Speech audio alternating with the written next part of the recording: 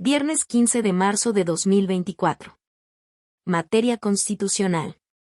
Tesis jurisprudenciales y aisladas. 1 de 8. Registro digital, 202-8406. Tesis aislada. Actos de investigación del Ministerio Público. El relativo a la toma de muestra de voz del imputado persona servidora pública para confrontarla con una grabación telefónica difundida en Internet que lo involucra en hechos con apariencia de delito no es ilegal, ni vulnera los derechos a la privacidad y a la no autoincriminación. Hechos. Un juez de control autorizó el acto de investigación relativo a la toma de muestra de voz del imputado persona servidora pública, que ella misma se negó a proporcionar, para confrontarla con una grabación telefónica difundida en medios de comunicación digitales y en redes sociales, en la que aparentemente reconocía su participación en hechos delictivos.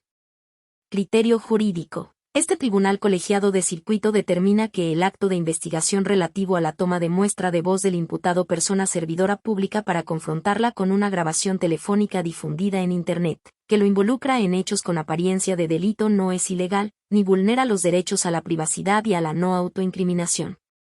Justificación. El artículo 21 de la Constitución Política de los Estados Unidos Mexicanos establece que la investigación de los delitos corresponde al Ministerio Público.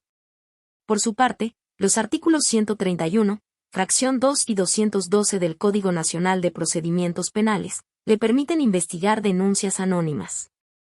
Asimismo, el máximo tribunal del país estableció que los funcionarios públicos están sujetos a un mayor escrutinio atendiendo a la proyección pública de su cargo. Consecuentemente, si el Ministerio Público solicita como acto de investigación la toma de muestra de voz de una persona que ejerce un cargo público, para contrastarla con una grabación telefónica difundida en Internet que la involucra en hechos con apariencia de delito y el juez de control lo autoriza, este acto de investigación en sí mismo no vulnera su privacidad ni su derecho a la no autoincriminación, como lo ha sostenido la Primera Sala de la Suprema Corte de Justicia de la Nación, al resolver el amparo en revisión 211/2021. Tribunal colegiado en materia penal del Noveno Circuito. 2 de 8. Registro digital, 202-8424. Tesis jurisprudencial. Derecho a la exclusión de prueba ilícita. Cuando el quejoso alega que la declaración incriminatoria de su coimputado fue obtenida como consecuencia de que éste padeció una detención arbitraria, procede a analizar ese argumento en el juicio de amparo y, en caso de resultar fundado, excluir la valoración de la prueba ilícitamente obtenida. Hechos. Una persona considerada penalmente responsable por el delito de secuestro promovió juicio de amparo directo contra el fallo definitivo por considerar que resultaba inválido que se hubieran valorado en su perjuicio pruebas ilícitamente obtenidas a partir de una detención efectuada contra sus coinculpados, en términos del artículo 144, párrafo 3, inciso c, del Código de Procedimientos Penales para el Estado de Chihuahua vigente hasta el 31 de diciembre de 2006. Que regula la figura de flagrancia equiparada, norma que el quejoso consideró inconstitucional. Específicamente, él alegó que sus coimputados lo habían incriminado después de ser ilícitamente detenidos con fundamento en esa norma, y al rendir sus declaraciones ministeriales. El tribunal colegiado que tuvo conocimiento del asunto decidió que no era posible analizar la validez de la detención porque no se relacionaba con los derechos constitucionales de la parte quejosa. Criterio jurídico. Toda persona inculpada cuenta con el derecho de no ser juzgada con base en pruebas ilícitas y, por tanto, procede la exclusión de la declaración incriminatoria de un coimputado que ha sido directamente obtenida a partir de una detención inconstitucional. Consecuentemente, la persona imputada, que acude al juicio de amparo, puede reclamar la invalidez de las pruebas obtenidas de ese modo y que han sido valoradas en su perjuicio. Justificación. Una detención inconstitucional exige declarar la invalidez de cualquier material probatorio obtenido directamente y con motivo de esta. Conforme al derecho de defensa adecuada, a los principios de presunción de inocencia y al debido proceso, la parte quejosa cuenta con el derecho de no ser juzgada con base en pruebas obtenidas ilícitamente, lo cual puede incluir las declaraciones emitidas por sus coimputados. Además, ante la aplicación de una norma declarada inconstitucional por regular la figura de flagrancia equiparada, procede la exclusión de cualquier prueba ilícita obtenida con motivo de ella. De este modo, se debe anular toda prueba, dato o información obtenida con motivo de la detención arbitraria y que hubiera afectado a quien ahora alega, pues esta es una exigencia básica del debido proceso del quejoso. Varias razones apoyan esta idea. Primero, los tribunales que ejercen control constitucional no se conducirían de manera consecuente con el mandato que los legitima si ignoraran las consecuencias de un quebranto al orden fundamental y lo trataran de manera inconsecuente. Segundo, una detención arbitraria es un acto que, por sí mismo, genera la suspicacia fundada de que la persona que la padece ha sido expuesta a un contexto intimidatorio o incluso de coacción. Esos elementos permiten dudar de la fiabilidad de las declaraciones que se realizan a partir de una detención arbitraria. De manera análoga, en el amparo directo en revisión 6246/2017, la primera sala se pronunció sobre la invalidez de la declaración del coimputado obtenida mediante tortura. En ese sentido, la violación producida con motivo de una detención inconstitucional merece el mismo reproche que la violación producida con motivo de actos de tortura, pues no hay una razón constitucional para sostener un estándar distinto por tratarse de violaciones conceptualmente diferentes.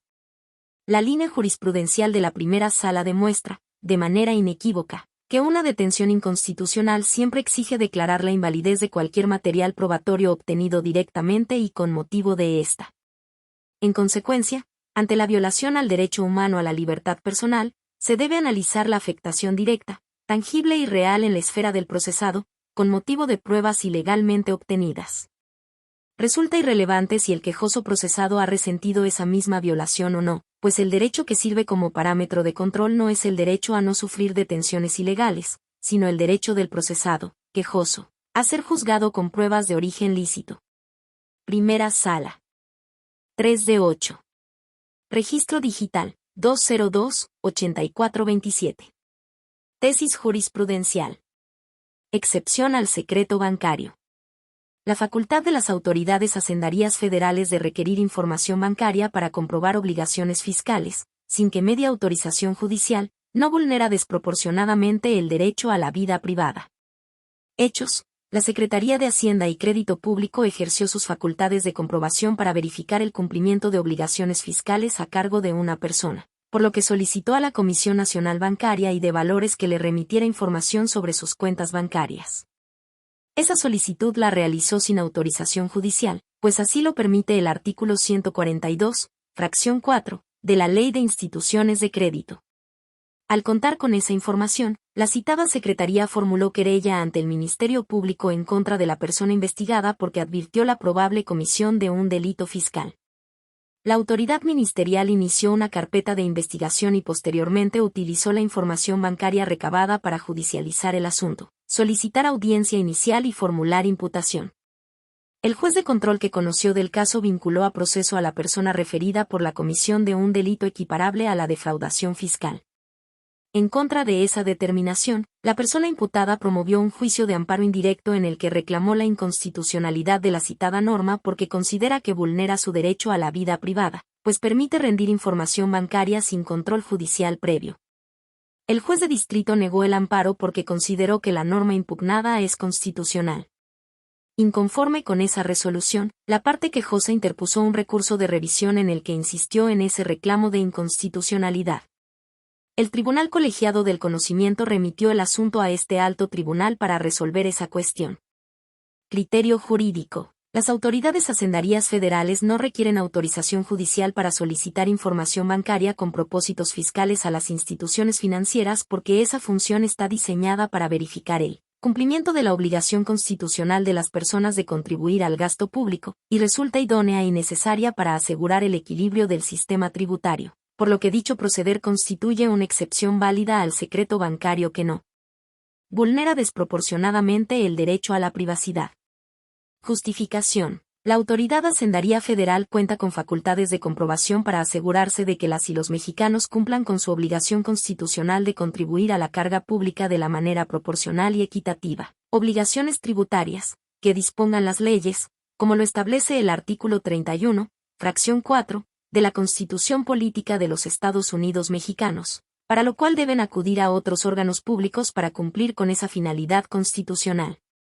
Por su parte, el artículo 16, párrafo primero, de la Constitución Política de los Estados Unidos Mexicanos protege el derecho a la vida privada de las personas, por lo que para salvaguardar ese derecho, en el ámbito de las operaciones y servicios bancarios, el legislador estableció en el precepto 142, primer párrafo, de la Ley de Instituciones de Crédito el secreto bancario, el cual impide a esas instituciones brindar información bancaria.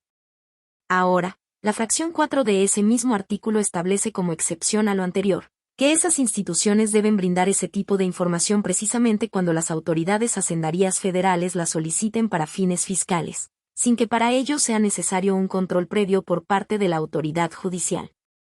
En ese sentido, la solicitud que la autoridad hacendaria realiza a la Comisión Nacional Bancaria y de Valores que asume el control del secreto bancario, para que por su conducto las instituciones del sistema financiero brinden información bancaria para verificar el cumplimiento de obligaciones fiscales, se traduce en una medida que tiene un fin constitucionalmente válido, que resulta idónea y necesaria para cumplir esa función fiscalizadora, por lo que constituye una excepción válida al secreto bancario que no afecta desproporcionadamente el derecho a la vida privada de los usuarios de los servicios financieros, pues esta prerrogativa debe ceder ante la importancia de la función de proteger la recaudación de impuestos y comprobar el cumplimiento de las obligaciones fiscales.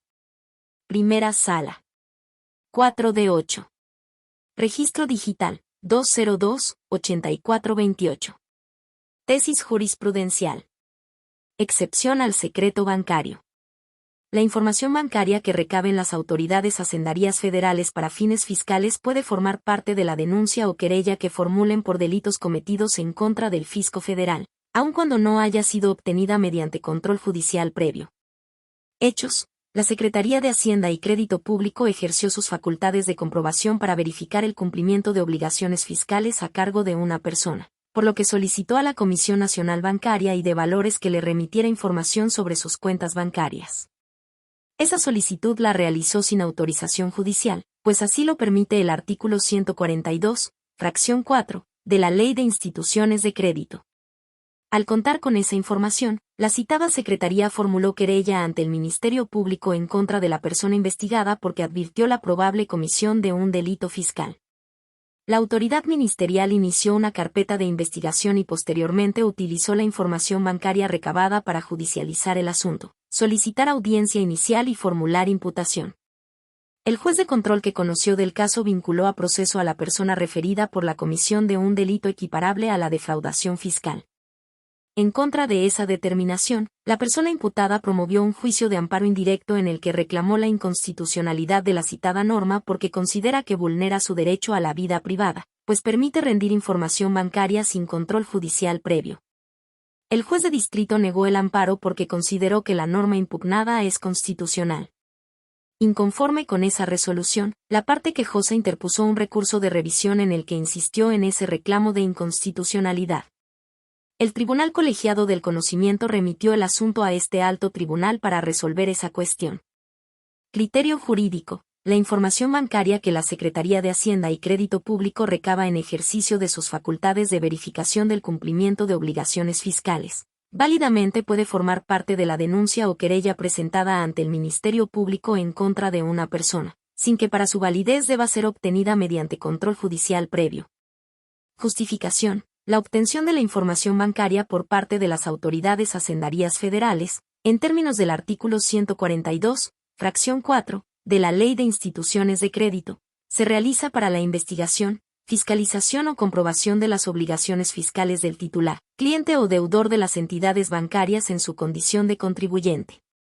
Si derivado del ejercicio de esta facultad, las autoridades hacendarias consideran que se encuentran ante la probable comisión de un hecho señalado por la ley como delito, los servidores públicos tienen la obligación de presentar denuncia o querella relativa y proporcionar los datos que tuvieren ante el Ministerio Público.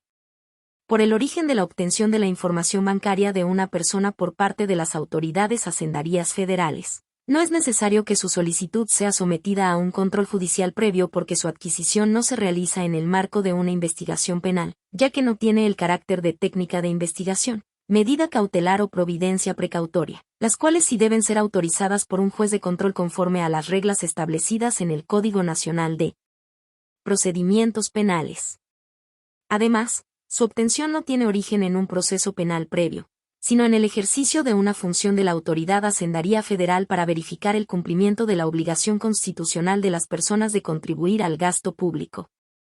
Así, como no es aplicable un control judicial previo a la solicitud de la autoridad hacendaria federal en los términos descritos, La información bancaria recabada a partir de esa solicitud puede válidamente aportarse a la denuncia o querella que es presentada ante el Ministerio Público, sin que ello afecte la privacidad de las personas, ni impide que el juez de control verifique posteriormente si el procedimiento de obtención de esa información cumplió los requisitos previstos en los artículos 142, fracción 4, de la Ley de Instituciones de Crédito y 16 de la Constitución Política de los Estados Unidos Mexicanos.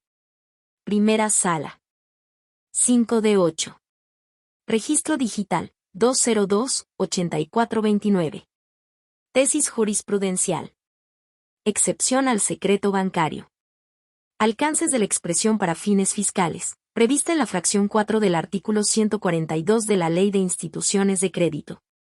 Hechos. La Secretaría de Hacienda y Crédito Público ejerció sus facultades de comprobación para verificar el cumplimiento de obligaciones fiscales a cargo de una persona, por lo que solicitó a la Comisión Nacional Bancaria y de Valores que le remitiera información sobre sus cuentas bancarias. Esa solicitud la realizó sin autorización judicial, pues así lo permite el artículo 142, fracción 4, de la Ley de Instituciones de Crédito. Al contar con esa información, la citada Secretaría formuló querella ante el Ministerio Público en contra de la persona investigada porque advirtió la probable comisión de un delito fiscal. La autoridad ministerial inició una carpeta de investigación y posteriormente utilizó la información bancaria recabada para judicializar el asunto, solicitar audiencia inicial y formular imputación. El juez de control que conoció del caso vinculó a proceso a la persona referida por la comisión de un delito equiparable a la defraudación fiscal. En contra de esa determinación, la persona imputada promovió un juicio de amparo indirecto en el que reclamó la inconstitucionalidad de la citada norma porque considera que vulnera su derecho a la vida privada, pues permite rendir información bancaria sin control judicial previo. El juez de distrito negó el amparo porque consideró que la norma impugnada es constitucional. Inconforme con esa resolución, la parte quejosa interpuso un recurso de revisión en el que insistió en ese reclamo de inconstitucionalidad. El Tribunal Colegiado del Conocimiento remitió el asunto a este alto tribunal para resolver esa cuestión. Criterio jurídico, la expresión para fines fiscales, prevista en la fracción 4 del artículo 142 de la Ley de Instituciones de Crédito, significa que la Secretaría de Hacienda y Crédito Público está facultada para requerir información bancaria, sin autorización judicial previa, exclusivamente para la investigación, fiscalización o comprobación de las obligaciones fiscales del titular, cliente o deudor de las entidades bancarias en su condición de contribuyentes.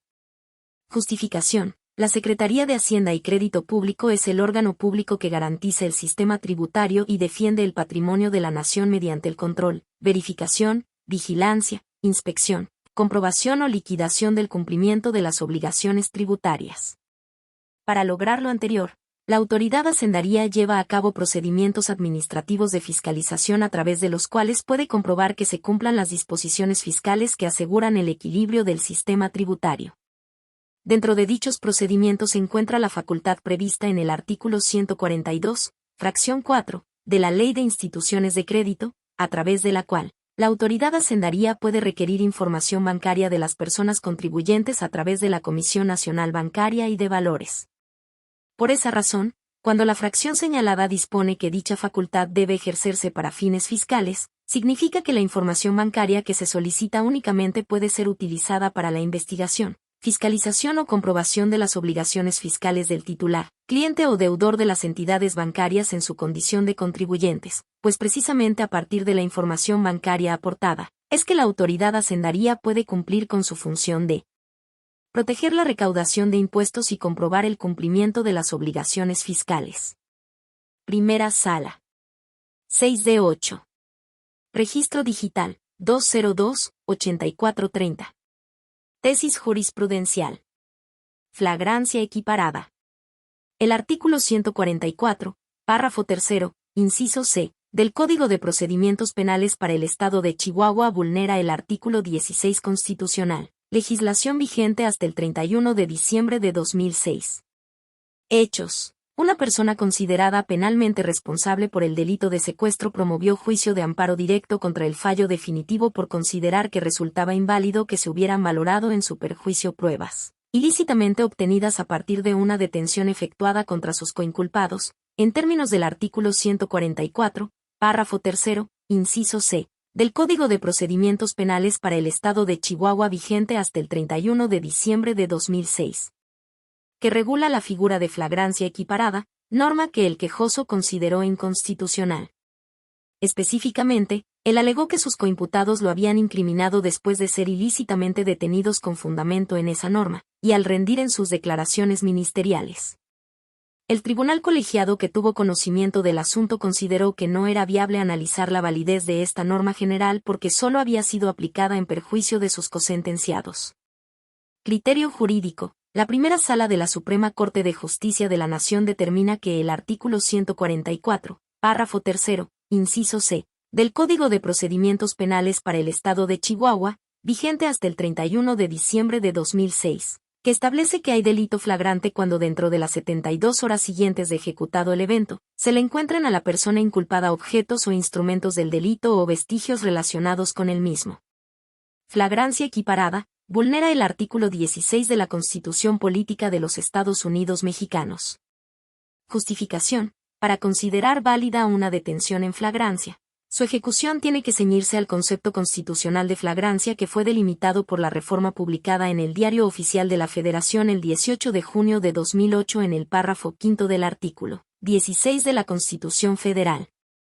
Este cambio constitucional obedeció a la intención expresa del órgano reformador de delimitar el concepto de flagrancia con el objetivo de eliminar la posibilidad de que en la legislación secundaria se introdujera la flagrancia equiparada y así evitar abusos contra la libertad personal.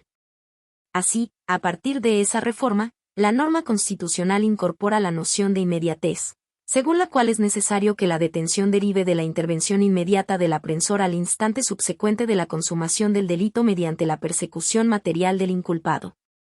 En consecuencia, no debe mediar circunstancia alguna que diluya la inmediatez con que se realiza la persecución que lleva a la detención del probable responsable, en relación con el delito que acaba de realizar. Por tanto, cualquier detención que no cumpla con estas condiciones tendrá el carácter de ilegal y arbitraria. En este caso, el artículo 144, párrafo 3, inciso C, del Código de Procedimientos Penales del Estado de Chihuahua amplía a 72 horas el periodo en que puede considerarse que se está en presencia de una detención en flagrancia. Por tanto, la norma impugnada incorpora un concepto de flagrancia que, de acuerdo con los precedentes de la primera sala, representa una violación directa al artículo 16, párrafo 5, de la Constitución Política de los Estados Unidos Mexicanos. Primera Sala. 7 de 8. Registro Digital, 202-8435. Tesis aislada. Junta de Gobierno y Administración del Tribunal Federal de Justicia Administrativa. El Acuerdo G-JGA-22-2021, mediante el cual modificó el horario de la oficialía de partes, no viola el principio de jerarquía de la ley. Hechos. En el juicio de amparo directo se reclamó la resolución del Tribunal Federal de Justicia Administrativa en la que sobreseyó en el juicio contencioso administrativo por consentimiento del acto impugnado, al estimar que si bien la persona quejosa no estuvo en posibilidad de presentar la demanda de nulidad durante las 24 horas del último día del plazo legal, por la reducción del horario de atención al público de la oficialía de partes, conforme al Acuerdo G-JGA-22-2021, emitido por la Junta de Gobierno y Administración de dicho tribunal, derivado de la emergencia sanitaria por el virus SARS-CoV-2, tampoco acreditó su presentación en la primera hora hábil del día siguiente. En sus agravios, aquella argumentó violación al principio de jerarquía de la ley, al considerar que en términos de la ley orgánica de dicho tribunal, su Pleno General es el órgano facultado para fijar los días inhábiles y el horario de funcionamiento de sus oficialías de partes. Criterio jurídico. Este tribunal colegiado de circuito determina que el Acuerdo G-JGA-22-2021, emitido por la Junta de Gobierno y Administración del Tribunal Federal de Justicia Administrativa, mediante el cual modificó el horario de su oficialía de partes, no viola el principio de jerarquía de la ley. Justificación. El artículo 65, párrafo 3, de la Ley Orgánica del Tribunal Federal de Justicia Administrativa establece que únicamente se recibirán promociones en la oficialía de partes de cada sala del tribunal durante las horas hábiles que determine su Pleno General. Sin embargo, ello no implica que en atención a una emergencia sanitaria, la Junta de Gobierno y Administración de ese órgano no pueda modificar los horarios de las oficialías, ya que el precepto 6 de su reglamento interior le concede esa atribución, máxime que la disposición orgánica no prevé que el único facultado para esos efectos sea el Pleno General. En consecuencia, el acuerdo citado, emitido en el contexto de una emergencia sanitaria, es vinculante para los servidores públicos del tribunal y para las personas justiciables, sin que ello implique violación al principio de jerarquía de la ley. Segundo Tribunal Colegiado del 23º Circuito. 8D8. Registro Digital, 202-8453. Tesis jurisprudencial. Usura. No se actualiza respecto de la tasa del interés moratorio fijada en créditos con garantía hipotecaria que celebre el Instituto de Seguridad Social del Estado de Guanajuato, ISEG, con sus asegurados. Hechos. Se celebró un contrato de mutuo con interés y garantía hipotecaria con el Instituto de Seguridad Social del Estado de Guanajuato, ISEG. Ante su incumplimiento promovió juicio hipotecario y en la apelación interpuesta en contra de la sentencia de primera instancia, la Sala confirmó la decisión de condenar a la persona demandada al pago del interés moratorio pactado con una tasa menor a la establecida en el contrato, por considerarla usuraria. Criterio jurídico. Este tribunal colegiado de circuito determina que no se actualiza la usura respecto de la tasa del interés moratorio fijada en créditos con garantía hipotecaria, que celebre el ISEG con sus asegurados. Justificación. La prohibición de la usura debe interpretarse armónicamente con la ley y los principios que rigen la actuación del ISEG como organismo público descentralizado, con personalidad jurídica y patrimonio propios, el cual no tiene fines de lucro, y los contratos de mutuo con interés moratorio que celebra con los asegurados, tienen la finalidad de generar recursos que garanticen la asistencia social de todas las personas pensionadas y beneficiarias de la Ley de Seguridad Social Local.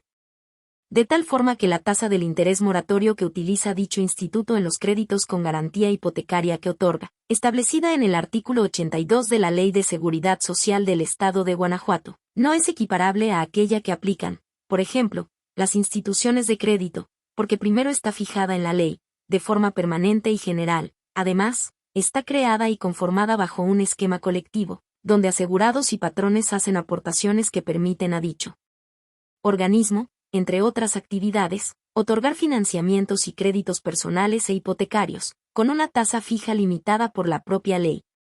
Supuesto diferente ocurre con las instituciones de crédito, que son sociedades controladas de grupos financieros que realizan actividades de captación de recursos del público en el mercado nacional, como inversiones, préstamos, depósitos y también ofrecen protección al dinero de sus clientes, así como otros particulares que otorgan algún crédito semejante. Bajo ese panorama, no es posible perder de vista esa diferencia, pues de ella deriva la certeza de que la tasa del interés moratorio que fija la ley que rige al instituto, goza de la presunción de no ser usuraria, máxime por la finalidad de beneficio que proporciona a los asegurados, dentro de la cual no puede advertirse un propósito de lucro, sino de sostenibilidad. Primer Tribunal Colegiado en Materia Civil del 16º Circuito.